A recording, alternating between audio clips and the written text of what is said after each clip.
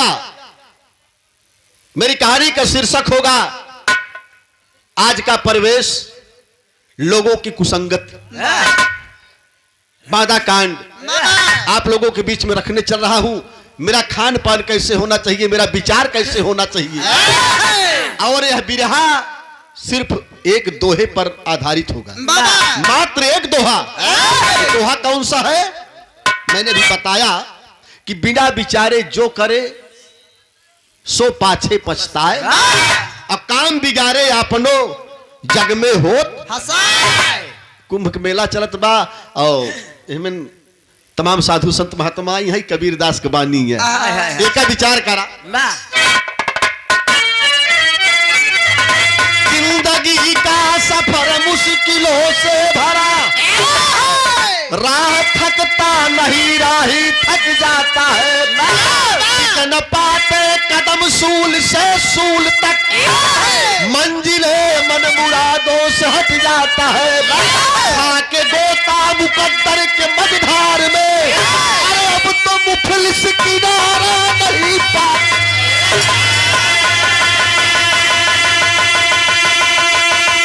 सपनों की मंजिल मरुस्थल बनी, भाव में भाव को भी बिगड़ जा।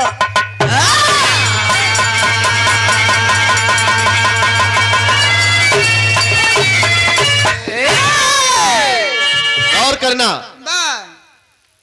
खाके गोता मुकद्दर के मझधार में, अब तो मुफलिस किनारा नहीं पाते हैं।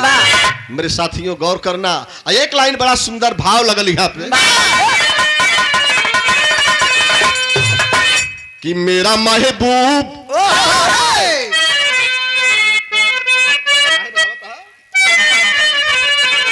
अरे मेरा महबूब मेरे साथ बड़ा चार, मेरा महबूब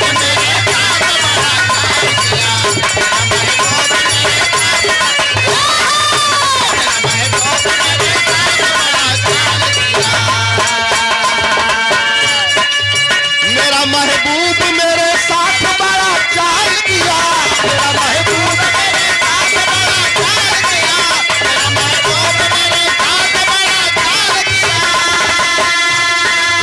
आओ भैया, यही भाव है, लेकिन देखिए क्या विशेषता है कवि की। खिली कली तो खिली कली तो गुलशन में आके टूट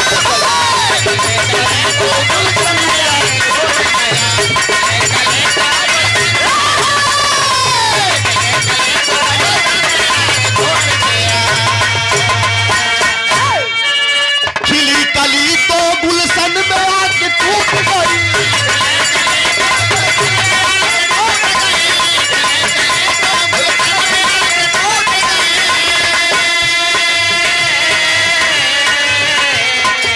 सजाया हुस्न तो दुनिया में आके लूट, सजाया हुस्न तो दुनिया में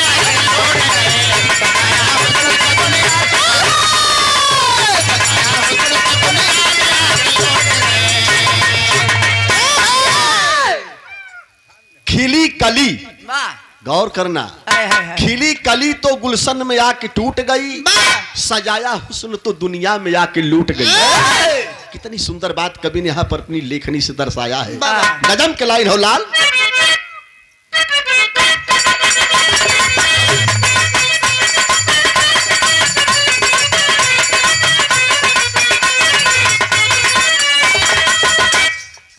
यही है वक्त,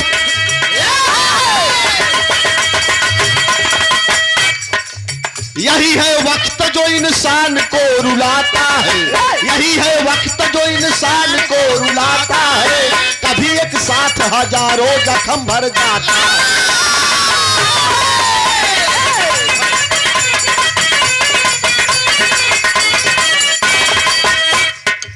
किसी की जिंदगी खेला करे बहारों से, किसी की जिंदगी खेला करे बहारों से, नहाता रोज कोई आंसुओं की धारों।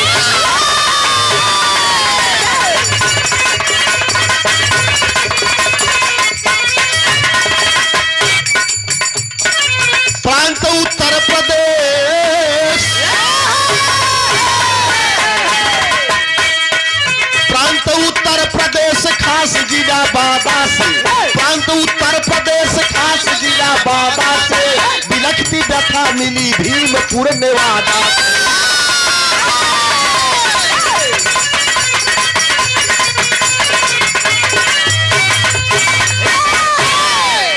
कहानी के समझ ल भैया बाबू, हथजोरी बा, रामायण महाभारत वेद तमाम लोग सुनावत हो, तमाम लोग सुनौले हुई हैं, आज सुनावल गई। लेकिन जवन चीजिया आप बतावे चलते तनी पर विचार करिहा।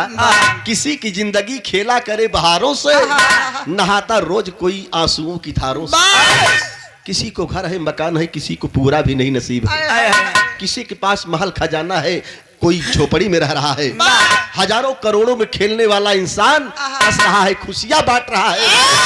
एक मजदूर किसान दिन भर मेहनत करके खाने पीने भर की व्यवस्था कर पा रहा है। दोनों में अंतर है बाबूजी। देखिए गरीब दुखियारी की कहानी है। बादा जिला के भीमपुर नेवादा के, बादा जिला में भीमपुर नेवादा नाम के एक गांव रहल। गांव के निवासी रहले विनय लाल कुशवाहा। विनय लाल कुशवाहा के पत्नी के नाम बाटे कमला और बेटी के नाम बाटे शीला। 3 प्राणी बाटे बाबूजी। गरीबी में मजदूरी कई के कैसे गुजर बसर होत बा। गौवई के सेठ जी के यहाँ नौकरी करत रहले। सेठ जी कहले कि आज खेते में चली जा, कुछ ढेर काम बा। विनय लाल अपनी पत्नी कमला और छुटकी बिटिया शीला के लेके खेत में चल गई बाबू। अब खेत में गईले, दोपहर के समय बा, दिन के 1 बजत बाटे। सेठ का लड़का घोड़े पे सवार होकर पहुंचता है दोपहर के समय। बिटिया की प्यास लगल बा और भैया विनय लाल कुआं पे पानी लेत बाटे। जब सेठ का लड़का पहुंचा घोड़े से उतर कर, अरे कमला, कहाँ है तेरा पति? कहाँ गया विनय लाल? मेरे खेत का सारा काम पड़ा है, साला कहाँ गया? हथवा जोड़ के कहे लगल कि भैया बाबू, सेठ जी बच्ची के हमारे प्यास लग रहल, बौड़िया से पानी लेवे गई बाटे। बोला का बात हो? खाना पीना छोड़, और आज जब तक मेरे खेत का पूरा कार्य नहीं हो जाएगा वापस मजदूरी लेने मत आना। बतियावत रहल, तब तक विनय लाल लोटा का पानी लेके आई गई। अब मेहरारू के सामने, कमला के सामने, और सेठ के लइका विनय लाल के मारे लगल, चिल्लाए लगल कि बाबूजी हमके छोड़ दा, मारा मत, जितना काम हो पूरा कई के तब आई सरकार, काहे बदे मारत हवा? मेहरारू के सामने मर्द के मार परत बाबूजी। मार पीट के गाली दई के उस सेठ के लड़किया जब वापस गई, कमला अपने पति से कहला, सैया बुरा न मानी तो एक बात कही। विनय लाल शर्मा गया, बाबूजी मेरी पत्नी के सामने सेठ के लड़के ने मुझे मारा, कितने दुख की बात है। स्वाभिमान बाबूजी धधक उठा, सोच रहा है, जबकि ज्वाला उसके अंदर भी भड़की है। कोई मशहूर डाकू लुटेरा होगा तो एकदम बिल्कुल गरीब घराने से बना होगा, उसे सताया गया, उसे मारा गया। तब वो जाकर के शस्त्र उठाया है, बंदूक उठाया है। इसलिए भैया बाबू, वो विनय लाल के औरत कमला अपने पति से हाथ जोड़ के कहले बा, एक लाइन बढ़ के मास्टर,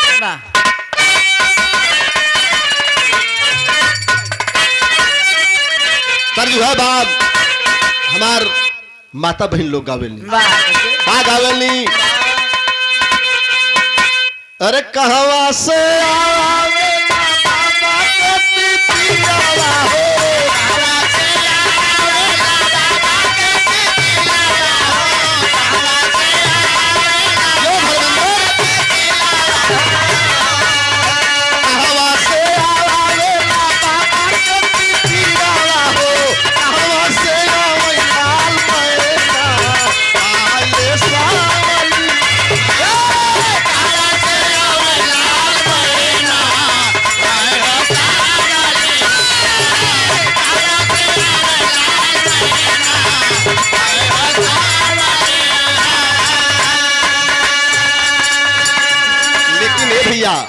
बाबूजी विनय लाल को दुल्हन कमला कहत बा, जिंदगी जवाल भइली रोटिया मोहाल भइली, जिंदगी जवाल भइली रोटिया मोहाल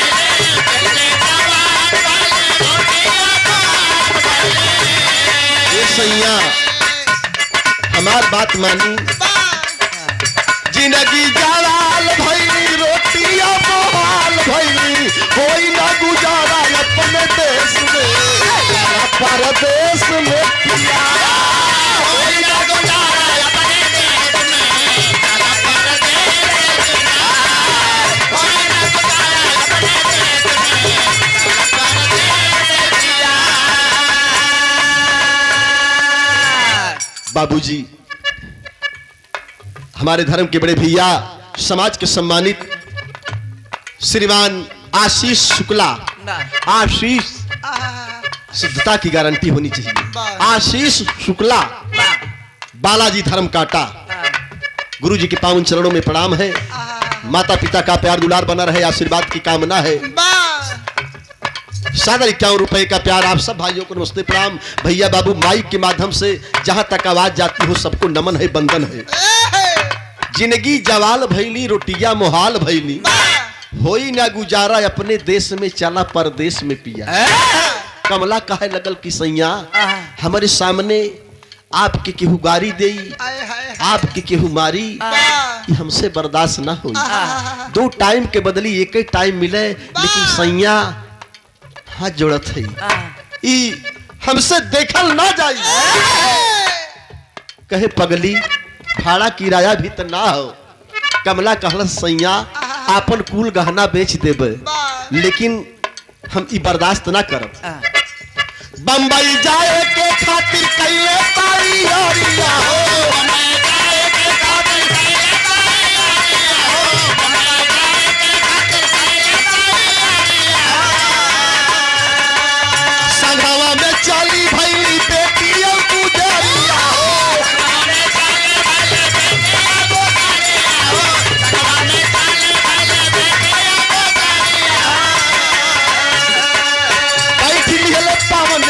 पेश में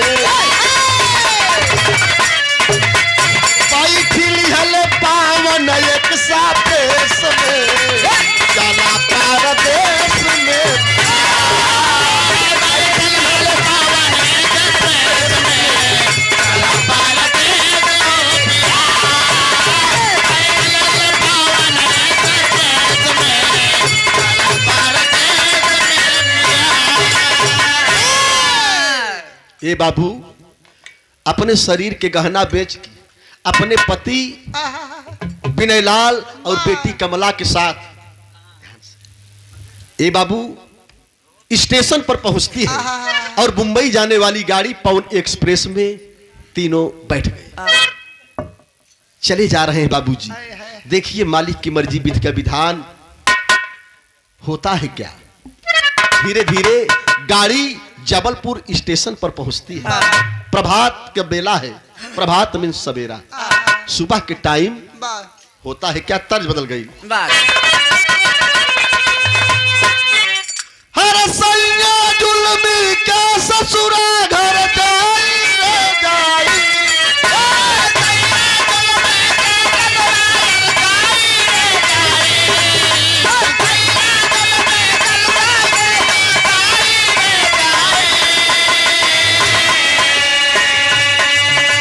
लाली चाटोला रात भर माई रे माई। देवरा ढूंढी बतावा अब एक सब गीत कहाँ गावल जाए। मेरे पे संसार हुई का करबा, लेकिन जो विधि का विधान है, जो मालिक को मंजूर होगा वही होगा। और विधि के आगे चली नहीं चतुराई रे भाई, विधि के आगे चली नहीं चतुराई रे भाई, विधि के आगे चली नहीं चतुराई रे भाई।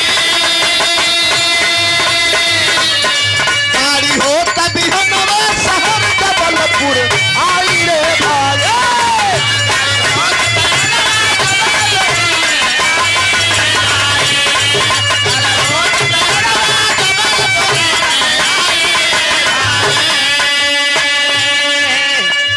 देखिए विषय क्या है। खेत में बेटी को प्यास लगी, पिता पानी लेने गया तो सेठ के लड़के ने गाली दिया, मारा। और जब गहनों को बेच करके कमला अपने पति और बेटी को लिवा कर बंबई जा रही है। जबलपुर स्टेशन पर पहुंची तो फिर बेटी को प्यास लगी।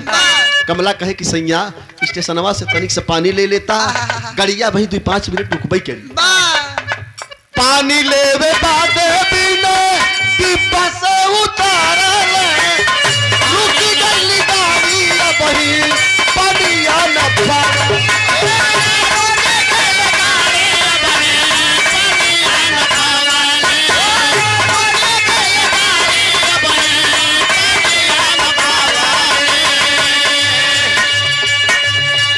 के ऊपर दुख की गहरी सामत छाई रे भाई। ए बाबू, दुख के ऊपर दुख की गहरी सामत छाई रे भाई।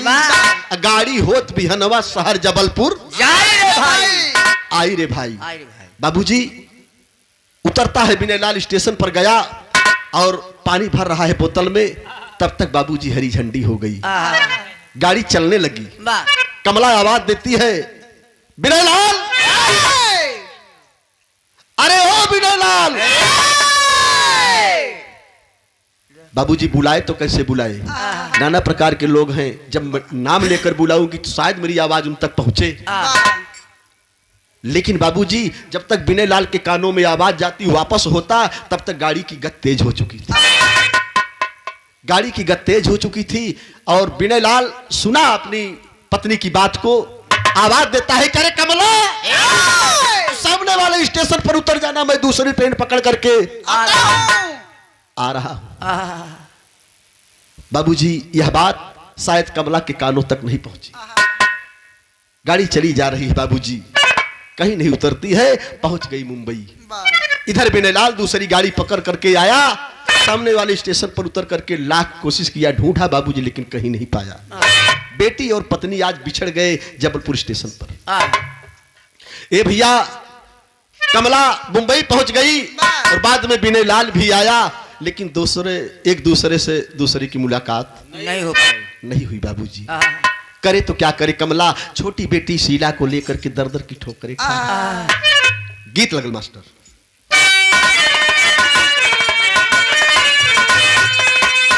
गीत है बा, यह गीत पारंपरिक बा। कैसे? ठाड़े रहा मुरली वाले,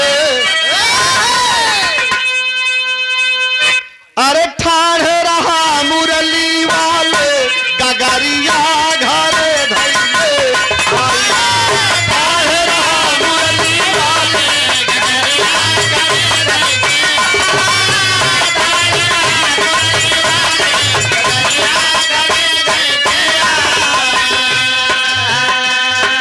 बिछुड़ी गईल जीवन संगतिया,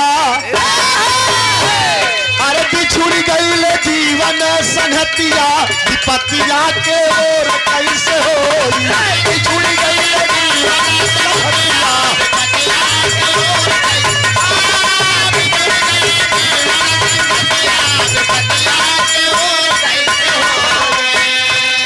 ये बाबू, कमला बेटी को गोद में लेकर अपना जीवन यापन करने के लिए हर किसी के पास जाकर के मदद मांगती है। भैया बाबू कुछ खाए के दे दा, हमारी बिटिया के भूख लगल हो, हमारे शीला भूखाइल बा, माई बाप कुछ दे दा।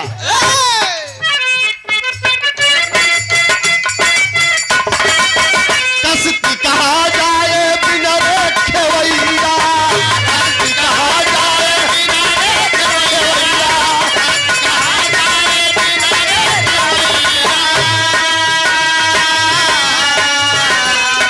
सैया के बिना होई गई बउरहिया, सैया के बिना होई गई बउरहिया, सैया के बिना होई गई बउरहिया। अरे भिखिया मांगेली माई बिटिया, कहे भिखिया मांगेली माई बिटिया, विपतिया के ओर कैसे होई। सुने वाले भैया बाबू, बेटी के लिवा के भिक्षा मांगत बिया अपन जीवन यापन करे बदे भैया बाबू कुछ देता।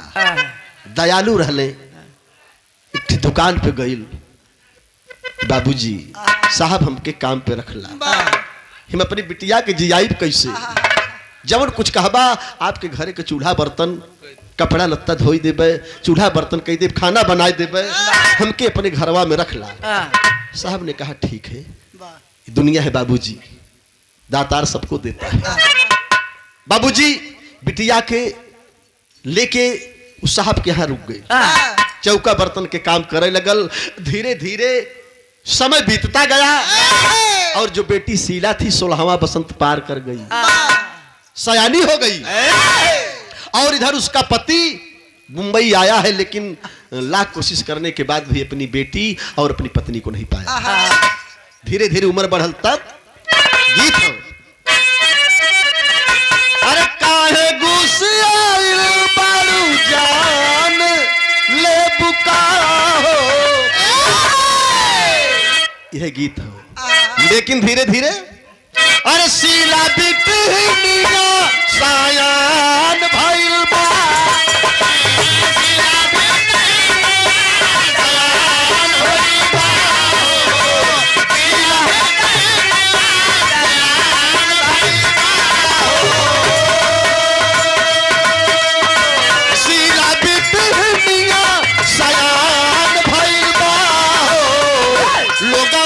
मुहवा के पान भइल बा, हो लोगवन के मुहवा के पान भइल बा, लोगवन के मुहवा के पान भइल बा।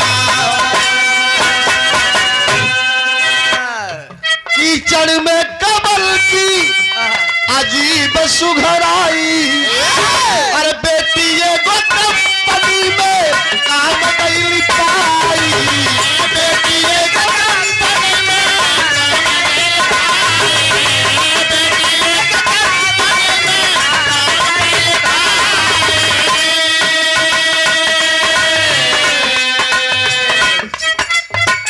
चेहरा दुई दिया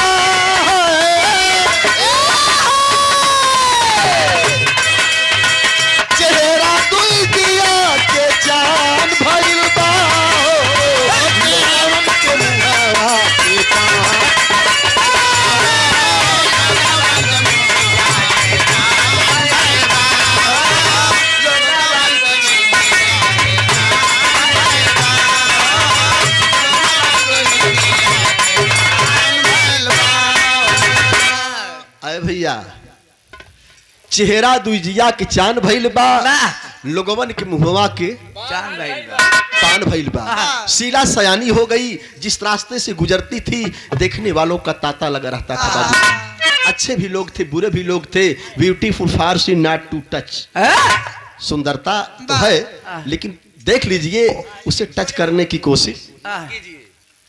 ये कोई जरूरी नहीं है कि कोई सुंदर है तो हम उसको टच करें।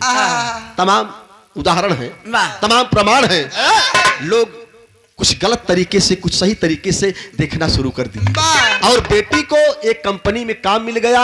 बेटी ने कहा कि माँ अब तुम काम नहीं करोगी, अब मैं कमाऊंगी और तुम्हें खिलाऊंगी। देखिए संस्कार देखिए माँ और बेटी की। बेटी और बेटे में कोई अंतर नहीं मानना चाहिए साथियों, इसलिए सम्मान करना चाहिए। आज कमला की अचानक तबीयत खराब हो गई, पेट में दर्द बढ़ल। अपनी बिटिया शीला से कहलस कि बेटी हमके तकलीफ बा, हमके तकलीफ बा, ले चल के कहीं दिखा दे। शीला कहलस कि माई काल हम कंपनी में साहब से कुछ एडवांस ले लेबे, कोनो भी हॉस्पिटल में चलब तो खर्चा लागी माई, और नौकरी कहीं की ड्यूटी कहीं के ओके हम पटाए दे।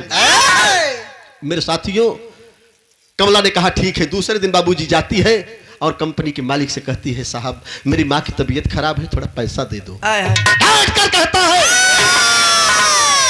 10 दिन काम करते नहीं हुआ और एडवांस लेने चली आई। चल जा निकल जा, कल से काम पर मत आना। मेरे साथियों और वज्रपात पड़ा। बाबूजी आंखों में आंसू लेकर के वापस आती है, बोलती है कि चलो जो भी पैसे हैं लेकर के मैं चलती हूँ, अपनी माँ का इलाज कराऊंगी। माई के लिया के तुरंत अली अस्पताल में, अली अस्पताल में अल्ट्रासाउंड भइल उस बार भैया।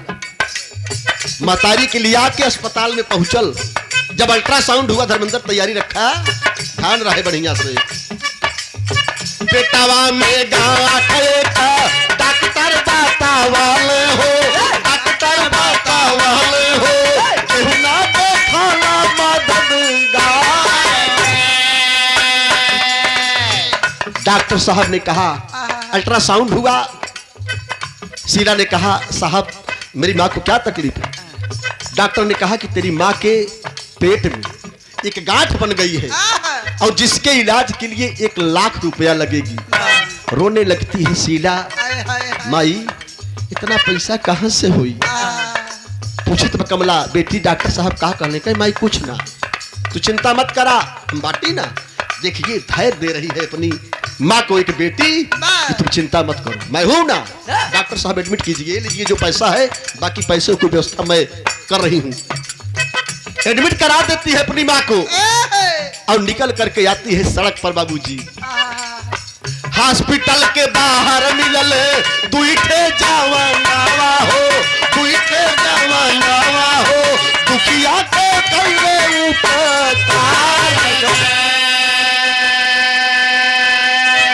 सुनने वाले भैया बाबू, माँ को भर्ती करा के और शीला निकलती है बाहर और बगल से रोड था, आने जाने वालों का तांता लगा था और एक ड्राइवर गाड़ी लेकर के आया जिसमें 2 लोग थे।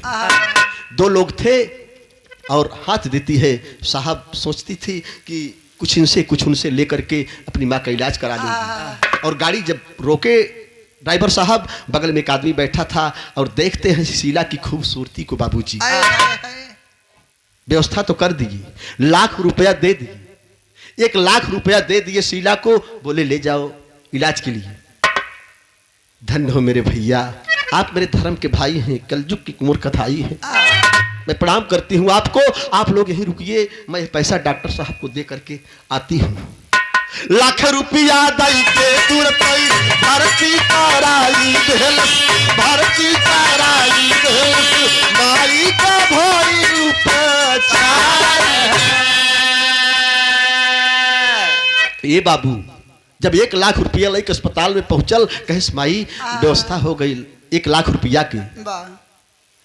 देखिए बाबूजी तबीयत खराब है, लेकिन जब 1 लाख रुपया अपनी बेटी के हाथ में देखती है तो डांट कर कहती है, अरे कहां से लाई पैसा? दे मुझे, मैं इलाज नहीं करवाऊंगी। बेटी एक कौन दिया पैसा? माँ तुम शायद गलत सोच रही हो, ऐसा कुछ नहीं है, हमारे धर्म के भाई हैं, उन लोगों ने मदद किया है माँ, मदद किया है। अच्छा बेटी ठीक है, बहुत बहुत धन्यवाद। कहीं तू गलत रास्ते पे तो नहीं जा रही है? देखिए एक माँ की ममता अपने बेटी के प्रति और पिता का अपने बेटे के प्रति कैसे होना चाहिए। माँ बेटी को संभालती है और पिता पुत्र को। बेटा इलाहाबाद में पढ़ रहा है कि बनारस में पढ़ रहा है, उसकी निगरानी करना हमारा आपका काम है। घर पर मेरी सयानी बेटी है, कहाँ जा रही, किसके यहाँ जा रही, कब जा रही है, किस समय जा रही है, ये माँ का काम है। ये संस्कार की बात है मेरे साथियों। मतारी के शंका बनल, लेकिन शीला कलश की माई ऐसा कौनो बात ना हो, कौनो बात ना हो। और इलाज चालू हो गया, निकल करके बाहर आती है धन्यवाद देने दोनों भाइयों को।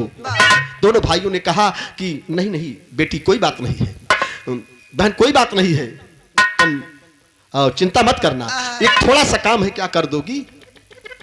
शीला ने कहा भैया आदेश कीजिए। तो दोनों ने कहा क्या? बन जा हीरोइन एक थे, फिल्म बनावतानी, फिल्म बनावतानी, शीला हो गई ताई।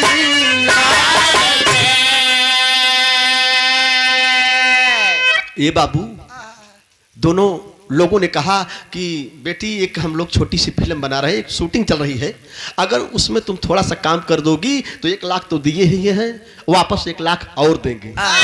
विश्वास कर लेती है शीला, बोली कि ठीक है भैया मैं थोड़ा सा अपने माँ को बता के आती हूँ।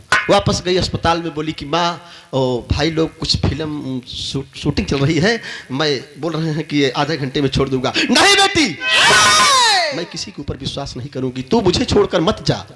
अरे माँ, उन्होंने इतना उपकार किया, 1 लाख रुपया दिए हैं और वापस पैसा और देंगे। नहीं बेटी, मेरा जी घबरा रहा है, तू मुझसे दूर जा रही है।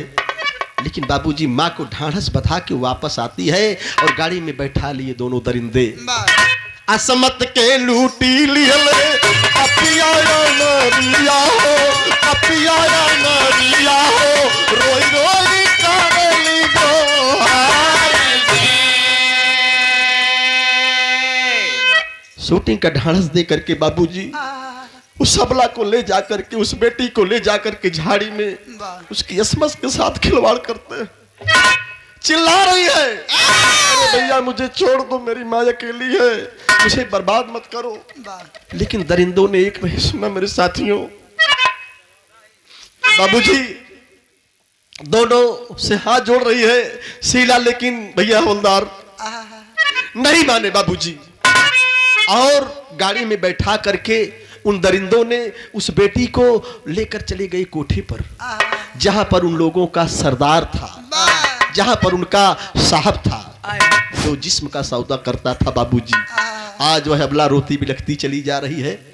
ले गए बाबूजी उस स्थान पर जहां पर तमाम दरिंदे वहां पर उपस्थित थे। बाबू कोठे पे ले गए, एक शख्स को पहचान रही है शीला, लेकिन मुंह पे तो कपड़ा बंधा है, बोले तो कैसे बोले ये बाबू। और उधर शीला की असमत लूट ली गई, लेकर कोठे पर चले गए। और इधर मां छटपटा रही कि मेरी बेटी कहां गई। गीत लग गई बाबूजी, और पत्ती बढ़ाई ले भैया। हाय हाय कहे पिया परदेस गइल, तार लागे कोठिया में।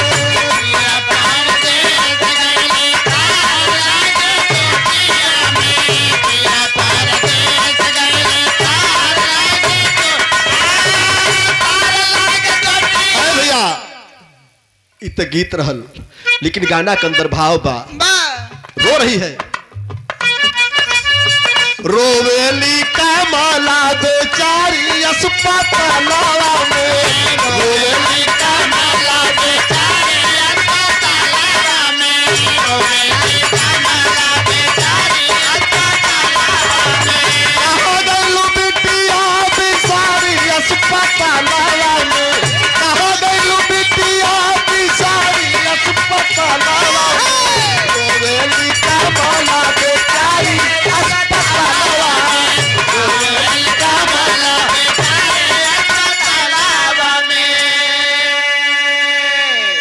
सुने वाले भैया बाबू। हॉस्पिटल में कमला रो रही है कि मेरी बेटी कहाँ गई। भैया भैया कमला रो रही है, मेरी बेटी कहाँ गई। नर्सों से पूछती है, डॉक्टर से पूछती है कि डॉक्टर साहब क्या मेरी बेटी का कुछ फोन ऑन आया था, कोई देखा मेरी बेटी को। आवै जब फोन के हम के बताई दिया, आवै जब फोन के हम के बताई दिया, आवै जब फोन के हम के बताई दिया। हमारी बेटी से हमका बतिया कराई दिया, हमारी बेटी से हमरे बतिया कराई दिया, हमारी बेटी से हमरे बतिया कराई दिया। पैसा बिना भइले उपचार अस्पताल में। ए भैया कमला रो रही है और पैसा भी खत्म हो गया, बिना पैसे के अब इलाज भी बंद हो गया। डॉक्टरों ने कहा कि तुम्हारा पैसा खत्म हो गया, अब हम लोग तुमको बाहर निकालते हैं। नहीं भैया बाबू मत निकालिए। बाबूजी कमला को बाहर निकाल दिए लोग। वही फटे पुराने कपड़े पहन करके जा रही है। कमला फटे पुराने कपड़े पहन करके जा रही है, रोड को क्रॉस करना चाहा, तक फिर एक 4 व्हीलर गाड़ी लेकर के कोई ड्राइवर आ गया और टकरा जाती है। कमला गिर जाती है, आने जाने वालों की भीड़ लगी थी, लोग दौड़ करके पकड़ लिए, पकड़ो इसको ए बाबू, और ले गए कमला के पास। कमला को चोट लगी, सुध-बुध खो दिया, बोल नहीं पा रही, आवाज बंद हो गई, आंख देख रही है लेकिन बोल नहीं पा रही है। शायद कहीं ऐसी जगह चोट लग गई कि आवाज उसकी बंद हो गई बाबूजी। ले गए लोग कमला के पास। जब कमला के पास गए तो कमला को जब वो ड्राइवर देखा, बोल तो पा नहीं रही है। लोग उसको मारना चाहे, लेकिन कमला ने कहा कि नहीं, इशारा कर देती है कि इन्हें मारो मत। आखिर कमला क्यों रोक रही है? इसलिए बाबूजी वह ड्राइवर कोई और नहीं बल्कि जबलपुर स्टेशन से बिछड़ा हुआ उसका पति विनय लाल था।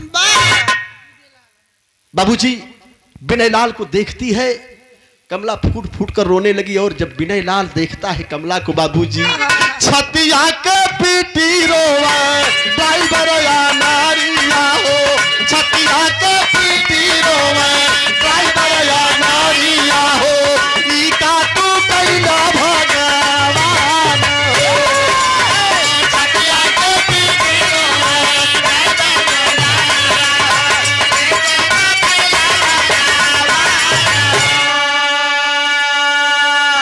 समय पूरा हो गया है। मैं क्षमा चाहूंगा, 5 मिनट अगर ज्यादा होगा तो उधर मैं 10 मिनट समय ज्यादा दे दूंगा, लेकिन क्षमा चाह रहा हूं भैया। बाबूजी 1 सेकंड।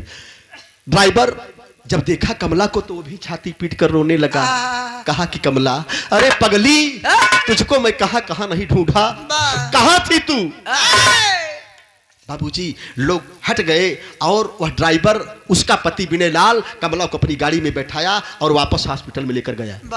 वापस हॉस्पिटल में लेकर के गया। डॉक्टर से कहा कि डॉक्टर साहब इलाज कीजिए, चाहे जितना पैसा लगेगा, मेरी लक्ष्मी को बचा लीजिए, मेरी पत्नी को बचा लीजिए। डॉक्टरों ने, ए भैया बोलो मत, इलाज करना शुरू किया। और जब कमला को होश आया, बोलने लगी, पकड़ करके बाबूजी दोनों एक दूसरे को रोने लगे। अचानक विनय लाल को होश हुआ, अगल बगल देख रहा है कि मेरी बेटी शीला कहाँ है। और शीला का जब नाम लेता है ड्राइवर, तब कमला अपने आप को रोक नहीं पाई। काई कर जावा कठोर कैला सजना, अरे कर जावा कठोर कैला सजना, किस्मत के आगे कावन जोर होता, रे जावा कठोर कैला सजना, किस्मत के आगे कावन जोर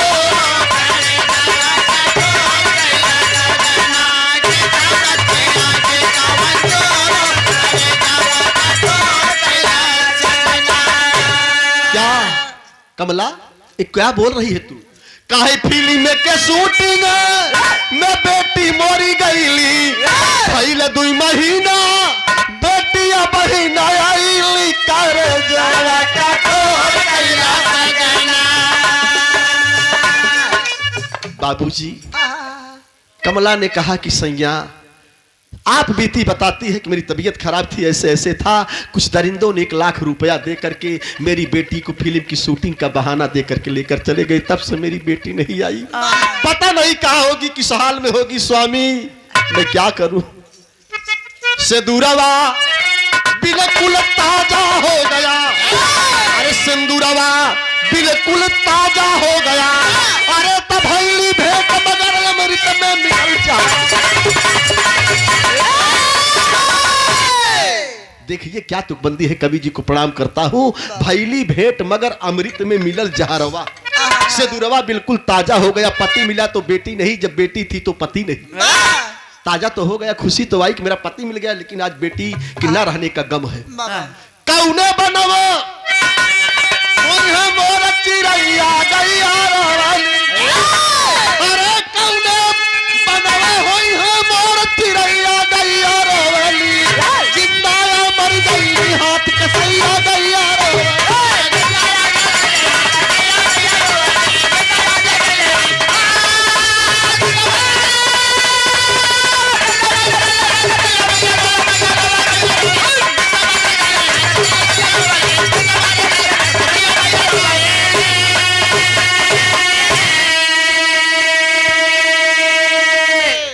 जिंदा या मर गईली हाथ कसैया गैया रोवेली।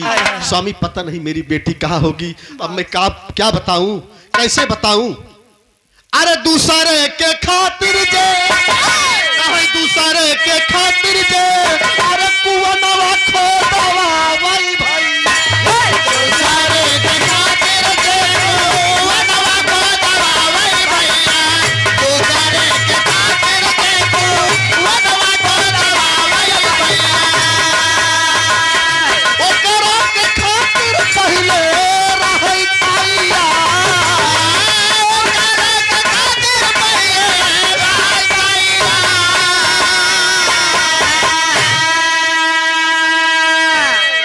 दूसरे के खातिर जे इनारा खुदवावे ओकरा के खातिर पहले रहे तैयार।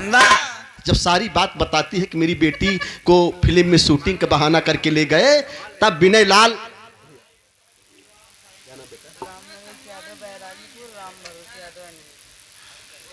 राम नरेश यादव बैरागीपुर और राम भरोस यादव अंजनी, इस भाव को समझते हुए सादर 101 रुपए का सम्मान आप सबके श्री चरणों को प्रणाम करता हूं। तमाम दर्शक श्रोता बंधुओं को नमन करता हूं, वंदन करता हूं।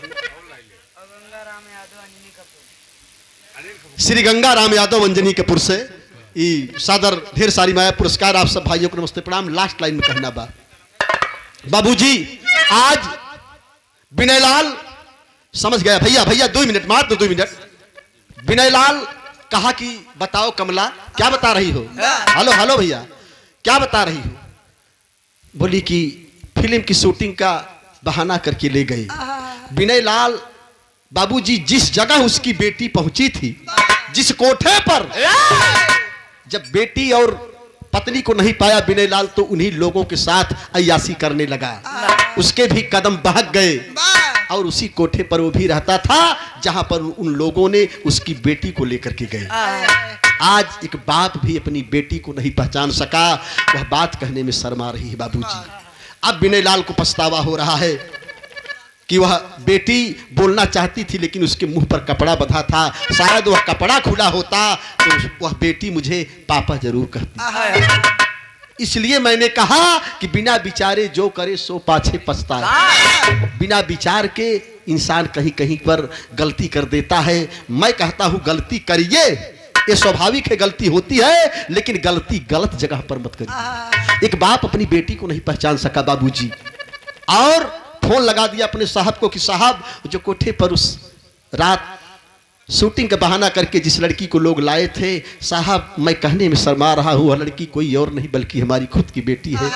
साहब मुझे मेरी बेटी सौंप दो और आ करके माँ बेटी को मिलाने के बाद मुझे इस दुनिया से विदा कर दो। अब मैं जीना नहीं चाहता हूँ। कैसे मुंह दिखाऊंगा उस बेटी के सामने? और ले करके साहब जब आता है उसकी बेटी को, कमला और विनय लाल खड़े हैं, बेटी आती है, बेटी सयानी हो चुकी है। और जब बेटी आती है बाप के सामने, पिता का सर झुक गया। मेरे साथियों, पिता का सर झुक गया। कहा कि बेटी अब मैं जीने का मुझे कोई अधिकार नहीं है, मेरे सीने में गोली उतार दे, मैं जीना नहीं चाहता हूं। कितनी ऊंची बात कह रही है एक बेटी। देश के लिए गौर करना। लास्ट लाइन,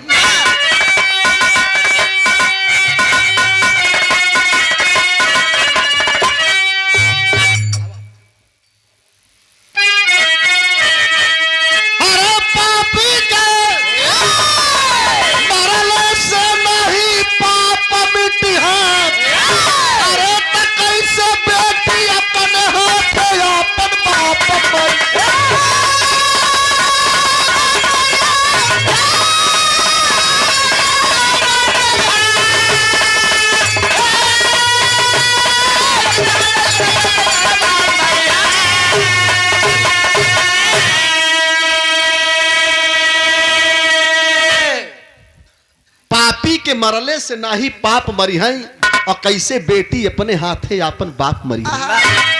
अभी जी कहा कि नहीं बेटी, अब मैं जीना नहीं चाहता हूं। किस मुंह से मैं तुझे बेटी कहूं? अगर मुझे बेटी कहा तो ठीक नहीं होगा। आपकी गलती कबूल है, मेरी मां से मिला दो। कमला आती है, कमला अपनी बेटी को पहचान जाती है, बेटी को गले लगाकर रोने लगती है। तब विनय लाल नहीं बर्दाश्त कर पाया, कहा कि कमला, कहे विनय लाल, कमला गोलियां चलावा और बेटी कहीं लुटेरा अपने हाथ से मिटा।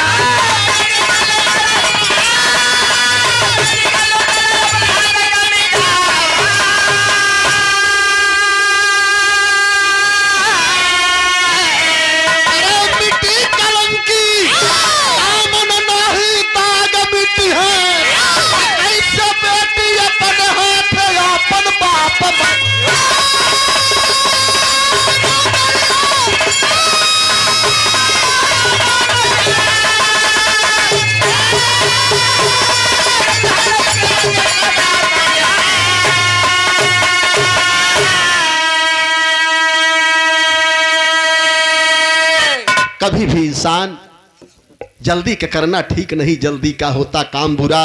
कह गए हमेशा बड़े लोग की जल्दी का अंजाम बुरा। मेरे साथियों, कभी भी जल्दी में ऐसा निर्णय ना ले कि हम दुश्मनी जम के करो, मगर इतना ख्याल रखे जब कभी फिर हम मिले शर्मिंदा ना होना पड़े। गुरु बिहारी, गुरु गणेश, गुरु रामलाल वर्मा काम।